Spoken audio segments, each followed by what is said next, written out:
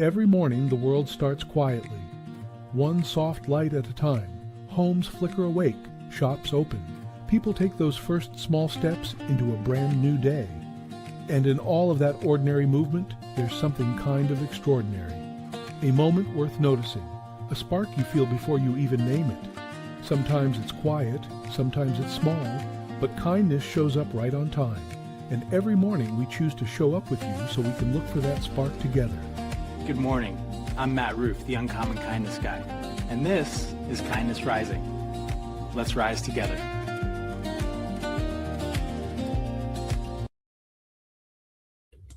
Good morning, good morning, good morning, friends. As always, we are here on Kindness Rising.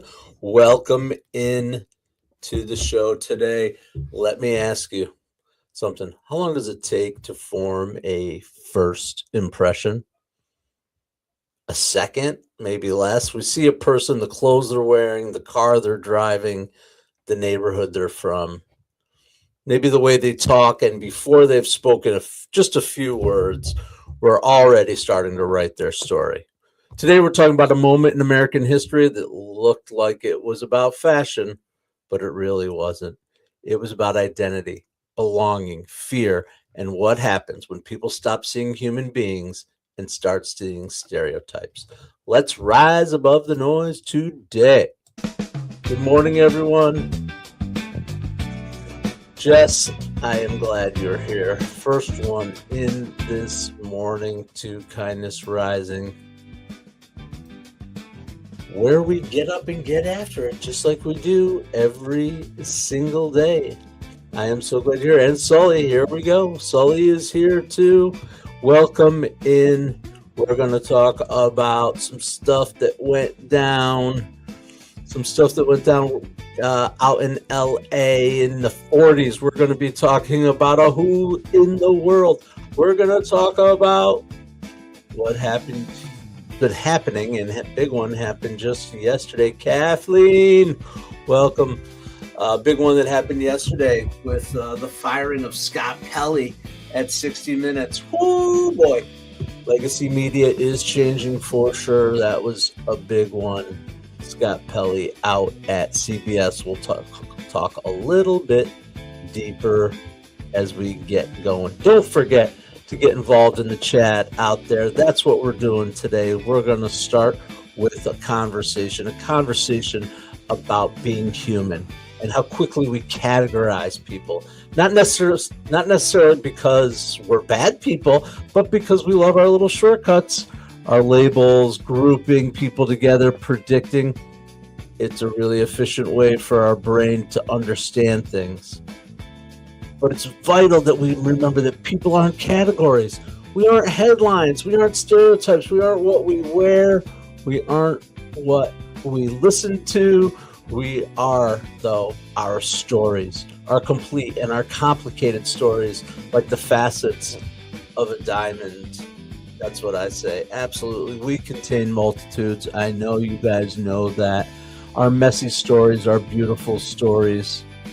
Stories that we don't know about each other. We learn about each other every day, and every once in a while, history reminds us what can happen when those assumptions outweigh the curiosity. And when labels become stronger than empathy, and that is where we're headed today. Absolutely. Good morning, Roseanne. Mother is in the house. Sully, Jess, everyone. Mom, good morning. I'm glad you're here. We're talking about stereotypes, and we're going to be referencing stuff that happened in the 40s. And then I'll be up to see you, Mom. I told you, today's the day. I'll be up to help you build that furniture. We're going to do it. So there you go. I don't have to call you, Mom. I'm coming up after the show sometime, and we'll build that furniture and get you set up. A little insight into my day today. All right. That is the way it goes. All right. Well, we do have to get our who in the world in. Of course we do. Of course we do. Who in the world are we going to be talking about today? This episode, as I take a step back from what I created and go, what did I do? It's a little all over the place. But let's go. Let's get going. Who's who? who in the world, long before influencers told people to be yourself, this writer built a career doing exactly that. All right. That is our first clue in our Who in the World for today. Long before influencers told people to be yourself, this writer built a career doing exactly that. And let me tell you, I'm sure he probably, I just gave a clue. All right, see, I slipped these clues in if you're listening and paying really good attention. Good attention. I don't know. Anyway, I'm sure he probably did and had something to say about the Zoot Suit Riots, which occurred on this very day, 1943, because that happened today? The Zoot Suit Riots in Los Angeles. You know the Zoot Suit? You know the Zoot Suit, right? The bold fashion statement, the big brim, the long jacket, flared pants. Absolutely. Zoot Suit Riot. Probably people remember the song Zoot Suit Riot, but do you really know what a Zoot Suit Riot was or is? Absolutely. Long jackets, wide shoulders, high-waisted and baggy pants. It's an image you can't forget. And if you're a Grateful Dead fan, you absolutely know the Zoot Suit, right? From the guy walking down Shakedown. He's got a name, but it's a classic Grateful Dead image. But back in the 1940s, for many Mexican-American youth and Black and Filipino and young Americans, the Zoot Suit was a symbol of identity, of culture and self-expression, a way of standing out, a way of saying, this is who I am, right? Every generation has something like that, right?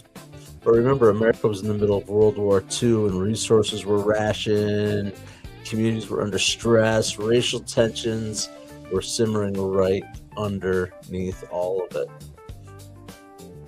Yep. And many Mexican-American young people, unfortunately, were unfairly portrayed in the newspapers and public discourse as troublemakers, regardless of who they actually were.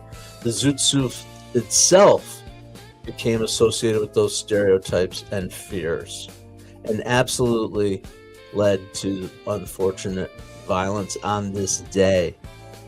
Several days of violence starting on this day, unfortunately, between white and Mexican Latinos being attacked. We know of the famous story of groups of civilians basically targeting youths wearing Zoot Suits, kids getting beaten by mobs of people, humiliated, publicly stripped of their clothing, right? Police often arresting the victims rather than the attackers. Does this sound at all like something we might understand? A piece of clothing had become so loaded with assumptions that people stopped seeing individuals. They stopped seeing people as sons, as friends, as students, as neighbors, and they saw a category, a stereotype, a symbol. And that's what strikes me about this story. History tells us again and again and again that conflict begins when people don't see people as people. That's called being kind. You are my kin. We are one in humanity. When we reduce complex human beings to a label, a group, an other, somebody else, what looked like a dispute over fashion was really about a lesson about belonging with the Zoot Suit Riots, prejudice, identity, and about the consequences of deciding who someone is before we've taken the time to really know their story. That is the Zoot Suit Riot. Just for a suit. Yeah, well, the suit was the identity. The suit is... I need a sticky note on my computer to remember to click that one little button that says show comments on stage. That's all it is, one little button. There's everybody's comments, seeing each other chat out there. I appreciate you. That's the story of the Zoot Suit. I think we can draw our own parallels and remember, but I think a lot of people didn't. I think a lot of people, what am I? Who am I? A lot of people say, do people, I guess I'll ask that question, did people know what the Zoot Suit Riots were other than a 80s song with a Latin beat?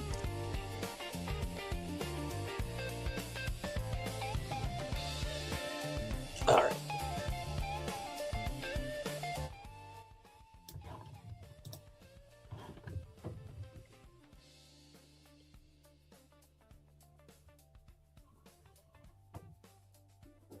The Zoot Suit Riot, it was depicted partly in the film American Me. I don't think I know American Me. What is American Me? How do I not know that? That's a film, a title I'm not. Yes, that's exactly true. I don't think they were World War II vets because it happened during I think they were actually servicemen, soldiers, unfortunately. There was, most adult men at that time, many adult men at that time were soldiers. Oh, it's an Edward James Olmos film. All right, I'll have to check it out, Sully. I must have missed that one somewhere along the way. But I appreciate it. Again, we learn from each other every day. American Me, starring Edward James Olmos, who I enjoy as an actor. I believe he's gone now, but definitely an iconic, certainly iconic Latino. I don't know what the proper terms are these days, always, but I try to be sensitive. Anyway, regardless of his heritage and his culture, pretty intense dude. All right. Anyway, we got off on the Edward James Olmos tangent instead of sliding right over to our spotlight. Today's spotlight. Great little segue. Sully always helps with the segues because we are going to do it. The National Association of Latino Arts and Cultures, for decades, they've worked to elevate Latino artists, preserve cultural heritage, and help communities tell their own stories through art, music, theater, dance, and creative expression. And honestly, that's the powerful work to overcome stereotypes. Absolutely. It's all about exposure to people, real stories, real experiences, and art has that unique ability to create empathy, to help us see ourselves in people whose lives may be very different from our own. The Zoot Suit Riots reminded us what can happen when people are reduced to assumptions, but organizations like the National Association of Latino Art and Culture, they remind us what happens when people are allowed to tell their own stories. Absolutely. I didn't do the whole link, but the National Association Latino Arts and Cultures, check them out, the work they're doing. Be curious. That's all we can do together. Absolutely. All right. Thanks for sticking around here on Kindness Rising. I am glad. I am honored that each and every one of you out there in the world is choosing to spend your time here with me. So don't forget to like and subscribe to the channel. Don't forget to check out the other programs on Mornings in the Lab at mornings.network. You can check us out there. And also don't forget, friends, that I do enjoy having conversations with people. So look me up, check me out, go to LinkedIn and you can get my bio. You can schedule time with me. There's actually a link right there on my LinkedIn page to schedule time with me if you're curious to have a conversation. I'd love to meet each and every one of you live or together, or Zooming, whatever you want to do it, however you want to do it. My link will link you to a Teams meeting, something of that nature. Anyway, come on out. Sully, Jess, bring Patty with you. We'll have a party. Anyway, let's hang out. Clue number 2. We got to move into clue number 2. Clue number 2. Where are you? Clue number 2. Who's who? Who the heck is who? No, who in the world? Remember our clue number 1. Kathleen's already sniffing it out. I sensed after yesterday that she might be sharpening her pencil. We stumped, I think, everyone. Or was it Kathleen who stumped? Somebody. We stumped everybody yesterday. All right. Long before influencers told people to be yourself, this writer built a career doing exactly that. How about number 2? Numero deuce. Clue deuce. Still rocking the kindness spotlight theme behind it. Their work was controversial enough to land them in court, and it influenced many major artists like Bob Dylan, Patti Smith, and The Clash, and Kindness Rising to some degree. Absolutely, I give credit to this writer as an influence. Not a huge influence in my life, but I have read and understand the influence and the connections that we'll talk about when we do the reveal later on in the show. Whose work was controversial enough to land them in courts and influence artists like Bob Dylan, Patti Smith, and The Clash? Kathleen, was that a confirmation of your hunch? I don't know. Maybe it was. Jess, you're exactly wrong. All right. We'll keep going, though. We'll keep going. Hunter Thompson, yeah. We'll talk about Hunter maybe at some point on this show. But that's not the one today. All right. Spotlight Anthem. Oh, there you go. All right. How about the future of media, which is already here?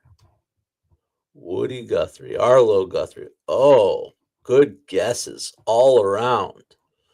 Are we sniffing around? Yeah, I get it. Woody Guthrie would have been, yep, definitely, but not the answer to this. Again, another tremendous influence in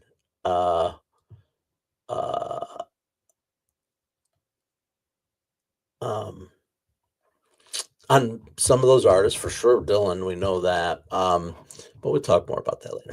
Anyway, we've got to talk about the future of media because I promised people.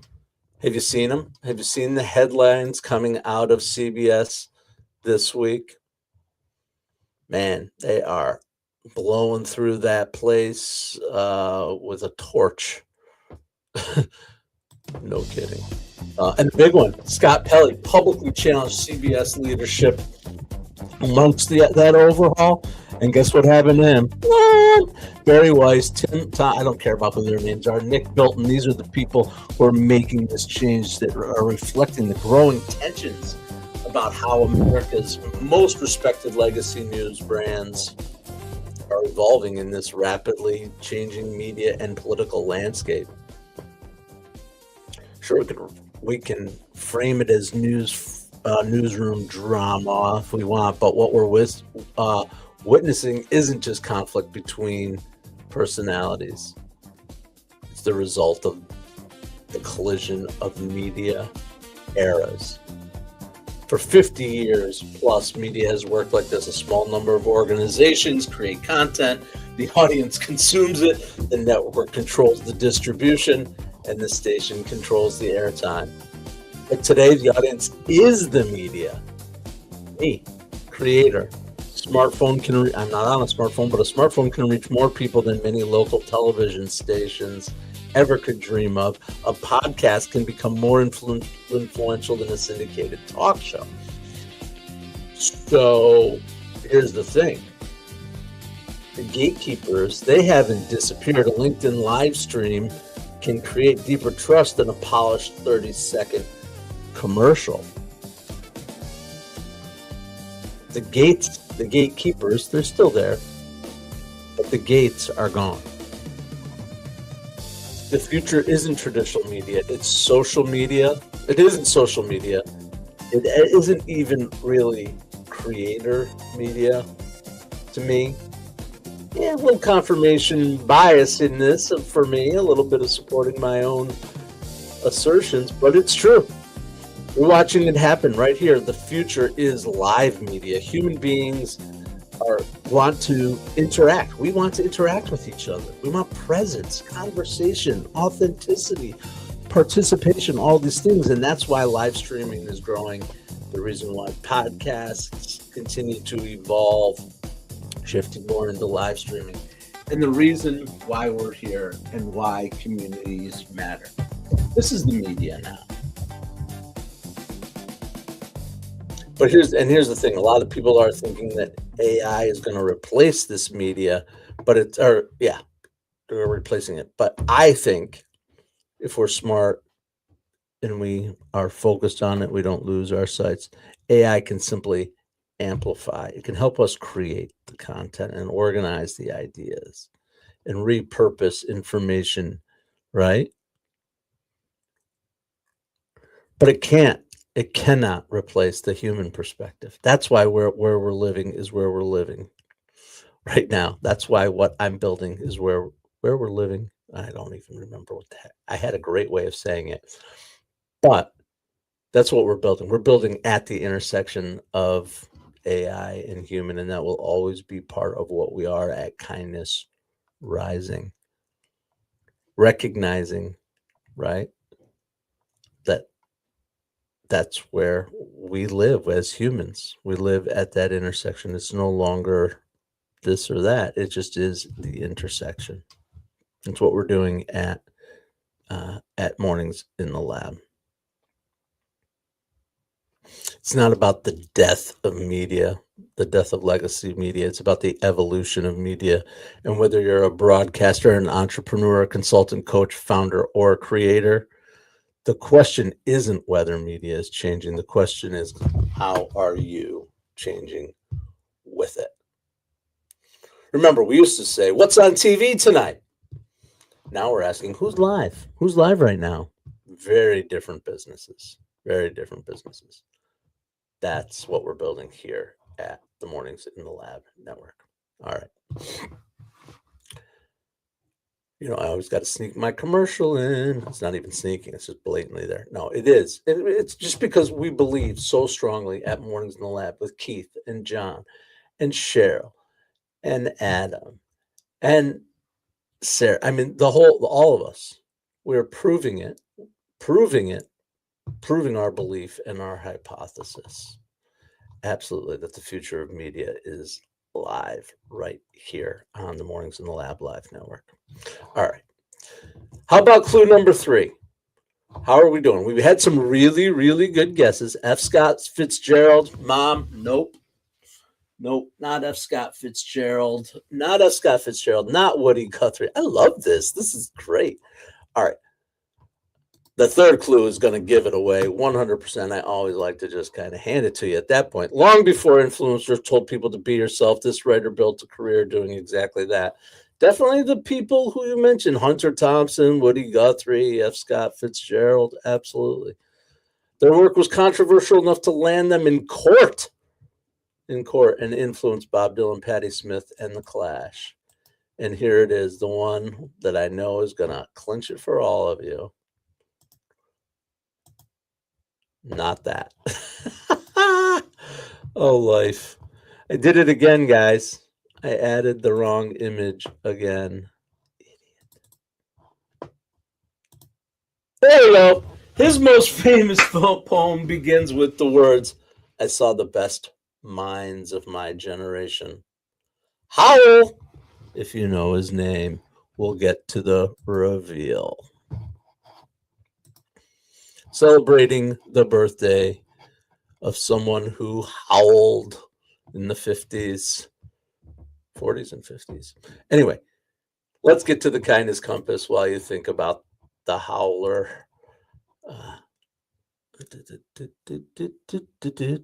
Spotlight, there we go. Let's look at 5 ways to move beyond labels this week. Certainly our Who in the World refuse to be labeled. But here's what I want you to do. I want you to ask one more question. Most assumptions don't survive that kind of curiosity. Learn someone else's story. Every person you meet is carrying context you cannot see. We all have backstories. We all have origin stories. Check out the Origin Stories series on LinkedIn. Each one of the hosts of Mornings in the Lab Network is now producing their origin series on LinkedIn. So learn someone else's story. Notice your first impression, then challenge it. Whoa. Not every initial judgment deserves permanent residence in your mind.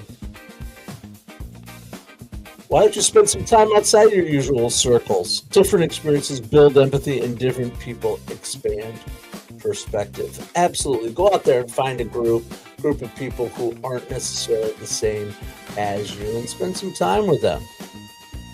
Be curious, ask questions, get involved.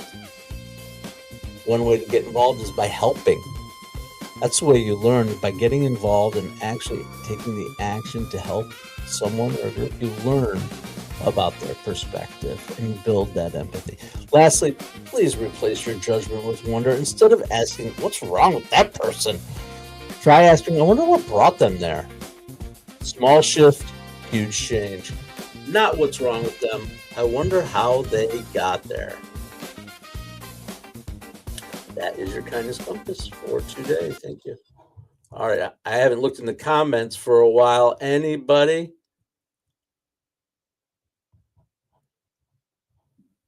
Good job. Allen Ginsberg. Jess is the winner. Allen. Yes. Yes. Allen Ginsberg, beat poet, hugely influential beat poet, along with, Kerouac and Burroughs and that whole crew, Ken Kesey, all artists that I enjoy. Obviously, this is peeling back the layers. Not obviously. I'm telling you, it's peeling back the layers. These are the influencers of guys like Robert Hunter, who wrote the lyrics for the Grateful Dead, right? And Jerry Garcia, who wrote the music for the Grateful Dead. All friends. Mind-opening ideas happening in the hate, right? Kathleen, at the time, but today would have been Ginsberg's birthday. Yeah, if you've never read Howl or experienced Ginsberg, and you want to be open to something, do it. Beat generation icon, a cultural disruptor, the original cultural disruptor. Yeah, Howl ended up in a major obscenity trial, which he won. Yeah, he spent most of his time challenging that conventional wisdom and questioning authority. If you ever see a picture of Ginsberg, you're like, who's this? Who's this professor? No. Center of a landmark obscenity trial that ultimately expanded protections for artistic expressions across America. That's why he was huge. He is one of the OGs of authenticity. Absolutely, loudly, uncomfortably, honestly, in a world that constantly pressures us to fit neatly into a box, absolutely, or into a category. His is a pretty remarkable legacy. Absolutely. All right. Well, that's the show for today. I can't believe it. We blew right through it all. We talked about Zoot Suits. We talked about Latin, spotlighting the Latin cultural arts. Revealed Allen Ginsberg with some great guesses. Yeah. All right. That was the point, Sully. Absolutely was trying. I'm trying to make them challenging, yet not so challenging that that's not fun. And I like to keep it cool. And Ginsberg, I think, is pretty cool. Pretty cool stuff. All right. Just remember this as we load on out of here, that every person has a story and every culture has something worth learning. Every community has something worth celebrating. And that is what kindness is: looking a little deeper, listening a little longer, assuming a little less. So let's be this generation. Let's keep being the generation that chooses curiosity instead. Let your freak flag fly, says Jess. Much love to you too. I appreciate you. Not a better way to send us out of there except this. Until next time, stay uncommon and stay kind.